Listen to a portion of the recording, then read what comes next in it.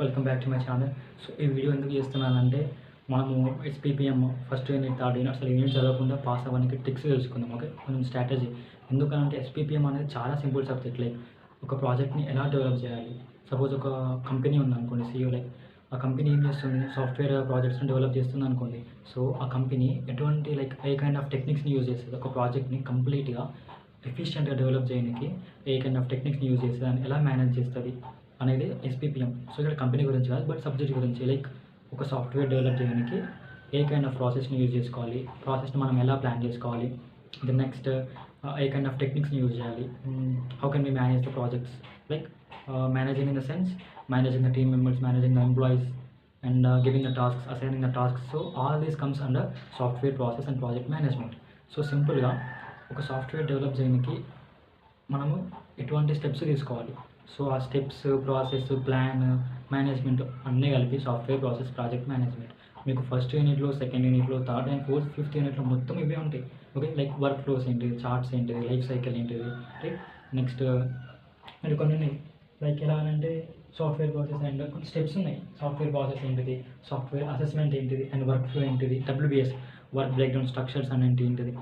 So ఇవన్నీ అన్నిటికీ common point ఏంటంటే ఒక ప్రాజెక్ట్ని కంప్లీట్గా ఎలా డెవలప్ చేస్తాము, ఎఫిషియెంట్గా ఎలా డెవలప్ చేస్తాము is nothing but software process project management. మనకు ఆ నేమ్లో, సబ్జెక్ట్ నేమ్లోనే ఉంది software process project management. So ఒక సాఫ్ట్వేర్ డెవలప్ చేయడానికి ప్రాసెస్ ఏంటిది, అండ్ డెవలప్ అయిన ప్రాజెక్ట్ని లైక్ డెవలప్ చేసే ప్రాసెస్లో మనం ప్రాజెక్ట్ని ఎలా మేనేజ్ చేసుకోవాలి. సో సపోజ్ ఎగ్జాంపుల్ తీసుకోండి, మనము నార్మల్గా సి ప్రోగ్రామ్ రాస్తున్నాం అనుకోండి. సో సి ప్రోగ్రామ్ రాసేటప్పుడు మనం ఎలా రాస్తాము, స్టెప్ బై స్టెప్ కదా. ఫస్ట్ కోడ్ రాస్తాము, what ever the code, whether it is 40 lines or 50 lines, what ever the code. Suppose hello world తీసుకోండి, మనము కోడ్ రాస్తాము. కోడ్ రాసాక దెన్ నెక్స్ట్ కంపైల్ చేస్తాం, రైట్. కంపైల్ చేస్తాం, బట్ రన్ చేస్తాం. Run చేసాక మనకి ఏమొస్తుంది, ఎర్రర్స్ వస్తాయి. ఇఫ్ ఎర్రర్స్ ఉంటే ఎర్రర్స్ వస్తాయి, లేకపోతే రావు. ఓకే, ఎర్రర్స్ వస్తాయి. సో ఆ ఎర్రర్స్ని ఐడెంటిఫై చేయాలి. ఐడెంటిఫై చేశాక that is nothing but testing. ఎర్రర్స్ని ఐడెంటిఫై చేశాక మళ్ళీ వాటిని లైక్ సాల్వ్ చేయాలి. సాల్వ్ చేసినాక మళ్ళీ కంపైల్ చేసుకోవాలి. అప్పుడు నెక్స్ట్ స్టెప్కి వెళ్ళిపోతాం. సో అలా ఒక నార్మల్ సి ప్రోగ్రామ్కి ఎంత ప్రాసెస్ ఉంటే, ఒక సాఫ్ట్వేర్ అప్లికేషన్, ఒక సాఫ్ట్వేర్ ప్రాజెక్ట్ని డెవలప్ చేయడానికి ఎన్ని ప్రాసెస్ ఉంటుంది. సో మనము ఇంత మేనేజ్ చేసుకోవాలి. ఆ మేనేజ్ చేయడానికి ఏ కైండ్ ఆఫ్ టెక్నిక్స్ని యూజ్ చేయాలి, మనము ప్రాసెస్ని ఎలా ప్లాన్ చేసుకోవాలి అనేది software process project management. Okay, so coming to the first యూనిట్లో మొత్తం బేసిక్స్ ఉంటాయి, like software process and project management. Okay, so first basics అంటే what is software process, the next project management. So the process of developing a software project or product is called as the software process, and managing that product or the project is called as the project management. So in order to develop a project, software product, we should plan some process, right. And in that process several techniques, several steps will be occurred, several steps will be taken. So in order to manage all those steps to get the efficient outcome of the product, we should manage that products and steps in a pro efficient way. So ఒక ప్రోడక్ట్ని develop చేసే ప్రాసెస్లో కొన్ని steps జరుగుతాయి, several steps and iteration concept కూడా ఉంది. So ఆ iterations nothing but steps ఏమన్నా ఇక్కడ. సో ఆ స్టెప్స్లో ఈచ్ రిజల్ట్ ఉంటుంది కదా. సో ఫస్ట్ మనం కోడ్ని రాసినాము, దెన్ నెక్స్ట్ దానిలో రిజల్ట్ వచ్చింది, తర్వాత కంపైల్ చేసినాము, ఎర్రర్స్ వచ్చినాయి. సో ప్రతి స్టెప్లో ఒక్కొక్క రిజల్ట్ ఉంటుంది. సో ఆ రిజల్ట్ని అనలైజ్ చేసి నెక్స్ట్ స్టెప్కి వెళ్ళే ముందు మనం అది పర్ఫెక్ట్ ఉందా లేదా చూసుకోవాలి. So this is called the project management. So మీరు రాసుకోవచ్చు. సో ఏ క్వశ్చన్ వచ్చినా నార్మల్గా ఫస్ట్ యూనిట్లో, సెకండ్ యూనిట్లో కొన్ని క్వశ్చన్స్ ఉన్నాయి. లైక్ ఎలా అని అంటే phases, work flow and life cycle అన్నా, phases of the software process అన్నా, ఫేజెస్ ఆఫ్ ద మెట్రిక్స్ అన్నా, మెట్రిక్ ఆటోమేషన్ అన్నా, ఇవన్నీ ఒకటి. జస్ట్ ఒక ఎఫిషియెంట్గా, క్లియర్గా, పర్ఫెక్ట్గా, క్లీన్గా ఒక ప్రాజెక్ట్ని డెవలప్ చేయడానికి కావాల్సిన ప్రాసెస్, కావాల్సిన స్టెప్స్, అదే software process project management.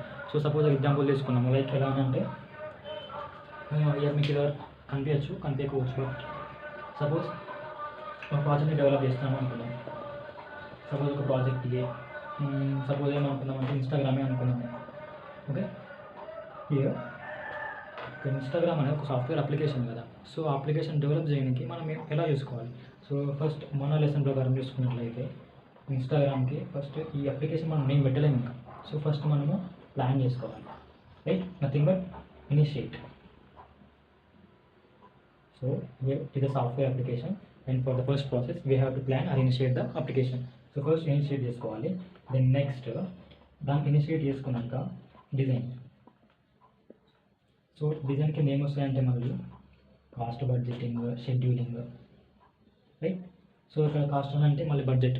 So మనం ఆ అప్లికేషన్ డెవలప్ చేయడానికి కావాల్సిన బడ్జెట్. సో ఎంత బడ్జెట్లో అయిపోతుంది. Then next scheduling is nothing but so ఈ పీరియడ్లో అయిపోవాలి డెడ్ లైన్. సో ఎట్లా అంటే కొన్ని టీమ్ మెంబర్స్ ఉంటారు, కొన్ని టాస్క్స్ ఉంటాయి. సో ప్రతి టీమ్ మెంబర్కి ఒక్కొక్క టాస్క్ అసైన్ చేస్తూ ఉంటాం. సో ఆ టీమ్ మెంబర్కి ఏం చెప్తామనంటే ఈ డెడ్ లైన్లో సో 2 వీక్స్లో దీన్ని కంప్లీట్ చేయండి అని చెప్తాం. సో ఆ 2 వీక్స్లో కంప్లీట్ చేయాలి. సో మన సాఫ్ట్వేర్ కంపెనీలో ఎందుకు స్ట్రెస్ ఉంటుంది అని అంటే వాళ్ళు మనకు అసైన్ చేసిన వర్క్ని ఒక డెడ్ లైన్ టైం ఇస్తారు. ఆ డెడ్ లైన్ టైంలో పక్క కంప్లీట్ చేయాలి. సో అందుకని సాఫ్ట్వేర్ నుంచి చాలామంది రిజెక్ట్ చేసి బయటకు వచ్చేస్తారు, బట్ రిజైన్ చేస్తారు. అది మనకు డిపెండ్స్ ఆన్ ఇండివిజువల్ కదా, ఎవరు నచ్చుతుంది. కొంతమందికి ప్యాషనెట్ ఉంటారు, కొంతమంది ప్యాషనెట్ ఉండరు. ఓకే, అదంతా మనకు like the next this is about the costing and this is about the scheduling. So design and దీంట్లో కాస్ట్ అండ్ షెడ్యూలింగ్ అయిపోతుంది. దెన్ నెక్స్ట్ డిజైన్ అయిపోయాక ఇంప్లిమెంట్ చేసుకోవాలి, రైట్. మళ్ళీ ఇంప్లిమెంటేషన్లో ఏమవుతాయి అంటే లైక్ కోడింగ్ అంటే then next testing, then next reviewing. Okay, sorry for the bad handwriting. Third step వచ్చేసి ఇంప్లిమెంట్ ఏం చేస్తాము, కోడ్ రైట్ చేస్తాము, రైట్. దీనికి కావాల్సిన కోడ్ని వేస్తాము, లైక్ కంపోనెంట్స్గా డివైడ్ చేసుకొని చేస్తూ ఉంటాము. దెన్ నెక్స్ట్ మన టెస్ట్. సో దీనికి సపరేట్ టీమ్ ఉంటుంది, టెస్టింగ్కి. కోడింగ్కి సపరేట్ టీమ్ ఉంటుంది. సో అంటే వీళ్ళకు టాస్క్ ఇస్తున్నాము, వీళ్ళకు టాస్క్ ఇస్తున్నాము, right. So here it is nothing but WBS, work break down structure. So work break down structure is nothing but ఒక కంప్లీట్ టాస్క్. సో ఇది కంప్లీట్ టాస్క్. దీన్ని పర్ఫామ్ చేయడానికి దీన్ని మళ్ళీ సబ్ టాస్క్ డివైడ్ చేస్తాం. ఓకే,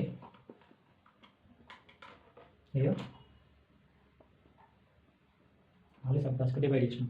సో ఈ sub task ఏం చేస్తామనంటే ఒక్కొక్క టీంకి లైక్ ఇండివిజువల్ టీంకి అసైన్ చేస్తాం. ఓకే, సో ఇలా ఈ టాస్క్ని సబ్ టాస్క్ డివైడ్ చేసి దెన్ నెక్స్ట్ మళ్ళీ వేరే ఇండివిజువల్ టీమ్స్కి మనం అసైన్ చేశాక వీళ్ళకి షెడ్యూలింగ్ ఇస్తాం. లైక్ ఈ టైంలో మీరు కంప్లీట్ చేయండి, లైక్ ఈ టైంలో మీరు కంప్లీట్ చేయండి. It is nothing but here scheduling. So ఇది కవర్ అయిపోయింది, షెడ్యూలింగ్ కవర్ అయిపోయింది, కాస్ట్ అంటే బడ్జెట్ ప్రిపరేషన్ అయిపోయింది, ఇంప్లిమెంటేషన్ వాళ్ళ coding, testing. So coding nothing but వాళ్ళకు వీళ్ళు ఒక టీం. సపోజ్ ఈ టీం 1 వాళ్ళు కోడింగ్ చేస్తున్నారు అనుకుంటే దానికి కావాల్సిన కోడ్ రాస్తున్నారు, ఇన్స్టాగ్రామ్కి కావాల్సిన కోడ్ రాస్తున్నారు. దెన్ నెక్స్ట్ ఇది రాసాక దెన్ టెస్ట్ చేయాలి కదా. అంటే ఎందుకు టెస్ట్ చేయాలంటే if there are any errors, మన ఎర్రర్స్ ఉంటే మళ్ళీ రన్ కాదు కదా. సో ఎర్రర్స్ డిటెక్షన్ కోసం మళ్ళీ టెస్టింగ్. దెన్ నెక్స్ట్ మళ్ళీ రివ్యూ. ఓకే, ఈ టెస్టింగ్ అయిపోయినాక మళ్ళీ రివ్యూ టీం ఉంటుంది. సో ఇది ఇంకో రివ్యూ టీం అనుకున్నాము, ఇది రివ్యూ టీం అనుకుంటుంది. సో వీళ్ళు ఏం చేస్తారు, దీన్ని రివ్యూ చేస్తారు. టెస్ట్ అయిపోయాక రివ్యూ అయిపోతుంది. సో ఇంప్లిమెంటేషన్లో మనకి ఎన్ని అయిపోయినాయి, కోడింగ్ అయిపోయింది, టెస్టింగ్ అయిపోయింది. సో ఇక్కడ ఏమవుతుంది అంటే మనం డెవలప్ చేసిన రైట్, మనం రాసిన కోడ్ పర్ఫెక్ట్ ఉందా లేదా, టెస్ట్ అయిపోతుంది, రివ్యూ అయిపోతుంది. ఓకే, మంచిగా ఉంది. మళ్ళీ నెక్స్ట్ ఇంకో టాస్క్. అప్పుడు ఏమవుతుంది అంటే దెన్ నెక్స్ట్ ఇంప్లిమెంటేషన్ అయిపోయినాక లాస్ట్కి మేనేజింగ్ నథింగ్. సో ఇప్పుడు మళ్ళీ మేనేజ్ చేయాలి. ఎలా మేనేజ్ చేసుకోవాలి, ఒక ప్లాట్ఫామ్ని సెలెక్ట్ చేసుకోవాలి. సపోజ్ ఇప్పుడు ఇన్స్టాగ్రామ్ని మన అందరికి తెలియాలి అంటే ఒక ప్లాట్ఫామ్కి మనము డిప్లాయ్ చేయాలి కదా. డిప్లాయ్ చేయాలి nothing but releasing. So example ఇప్పుడు ChatGPT ఉంది, అది కూడా వచ్చేసింది. ChatGPT మించి ఇంకోటి వచ్చింది DeepSeek అని, రైట్. ఇప్పుడు DeepSeek అనేది ట్రెండ్ అవుతుంది మార్కెట్లో. It is very dominating ChatGPT. ఏమంటారంటే ChatGPT డామినేట్ చేస్తుంది, ప్రతిదీ ఇస్తుంది అని చెప్పేసి, రైట్. సో అలా ఒక ఎన్వైర్మెంట్ని చూస్ చేసుకోవాలి, దాన్ని మేనేజ్మెంట్ అంటారు. దెన్ నెక్స్ట్ ఇలా అయిపోయినాక deployment. So here deployment. So ఇలా రివ్యూ అండ్ టెస్టింగ్ అయిపోయినాక ఒక ప్లాట్ఫామ్ని సెలెక్ట్ చేసుకున్నాక మనము డెవలప్ చేసిన ఇన్స్టాగ్రామ్ని లైక్ సాఫ్ట్వేర్ అప్లికేషన్ని ఇక్కడ డిప్లాయ్ చేస్తాం. సో అప్పుడు యూజర్స్ కెన్ యూజ్ ఇట్, అంతే కదా. So this is the complete process of the software process and project management. So first మనము ఏదైనా అప్లికేషన్ ప్లాన్ చేసుకోవాలి, that is nothing but initiating step. Then next design nothing but structure. మనకు ఏ structure కావాలి, ఎలా కావాలి. సో ఇన్స్టాగ్రామ్లో పైన లైక్ రైట్ సైడ్లో మెసేజ్ సింబల్ ఉంటుంది, అండ్ పైన ఇక్కడ హోమ్స్, ఇక్కడ సెట్టింగ్ సింబల్ ఉంటుంది, లైక్ 3 సింబల్స్. ఓకే, 3 లైన్స్ ఇక్కడ ఉంటుంది. చివరిలో సెట్టింగ్స్ ఓపెన్ అయితే settings open nothing log out ఉంటుంది. సో ఇవన్నీ ఒక స్ట్రక్చర్ అనమాట. That is nothing but design. మీరు ఇలా కూడా రాసుకోవచ్చు. ఎగ్జాంపుల్ తీసుకోండి, like so in order to develop software application there are several steps to be taken and that should be taken in an efficient way and that should be managed. So for example, we are taking the example of Instagram application. So while developing Instagram application, they have taken some several steps and that is initiate step, design step. Initiation step లో plan చేసుకుంటారు ఏమేమి కావాలి. Next డిజైనింగ్లో వాళ్ళకి ఎలా కావాలి structuring, like right సైడ్లో 3 lines ఉంటాయి. అవి మనం క్లిక్ చేయ ఓపెన్ చేయగానే మనకు like logout options, privacy options అవన్నీ వస్తాయి. సో దెన్ నెక్స్ట్ ఇలా రాసేసినాక దీని నెక్స్ట్ కాస్ట్ అండ్ షెడ్యూలింగ్, దాంట్లో కూడా కాస్ట్ అండ్ షెడ్యూలింగ్. సో ఎంత బడ్జెట్లో మనం ప్రిపేర్ చేసుకోవాలి అండ్ టీమ్కి టాస్క్ ఇచ్చినప్పుడు ఎలా ఏ టైం డెడ్లైన్ ఇస్తే వాళ్ళకి ఇచ్చేసేయాలి, ఈ టైం లోపు కంప్లీట్ చేయాలి వర్క్ అనేది. So this is about the complete process of developing a software and the process and project management. So ఇది కంప్లీట్ లేఅవుట్.